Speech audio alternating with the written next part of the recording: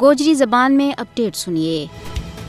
18 فروری 2007 وہ خونی تیڑو ہے جب ہندو دہشت گردہ نے سمجھوتا ایکسپریس ٹرین میں بم نصب کیا جڑا ایک زوردار دھماکہ نال پھٹیا تو اس بد نصیب ٹرین میں سوار 68 بے تکثیر بندہ لقمہ اجل ہو گیا، جن میں اکثریت پاکستانیوں کی تھی۔ اس دلخراش اور دلدوز واقعہ نہ 18 بریا بیت گیا، لیکن ستم ظریفی یہ ہے کہ آج تک متاثرین کا سریجیاں نہ انصاف نہیں مل سکے۔ 18 سال کو عرصوں گزرنے کے باوجود ہندوستانی حکومت مجرمانہ بچا رہی ہے۔ یہ خونی کھیڑ اچانک نہیں ہوئے بلکہ اس کے پیچھے ایک لمبی کہانی ہے۔ 2007 کا سمجھوتا ایکسپریس سانیہ کے پیچھے بھارتی حکومت کو تانو بانو ہے۔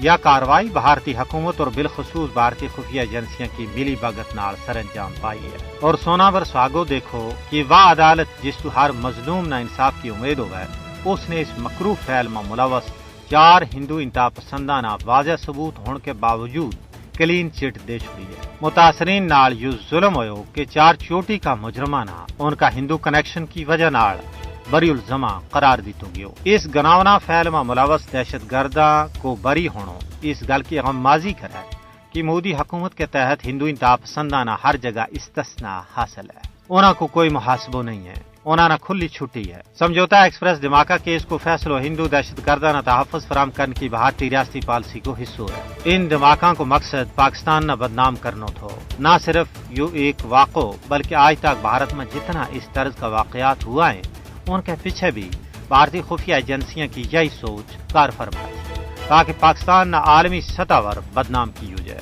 لیکن بھارت کا ان مضموم کرتوتوں کو پانڈو جرایا ماں اوسڑے پھٹ گیو جب خود ان دھماکوں کا سرغنا نے اصل حقائق بیان کر دیتا۔ دنیا نہ شاید ہون یہ گل سمجھن میں چیر نہ لگے کہ خرمن امن نہ آگ لان ماں کس کو کردار ہے۔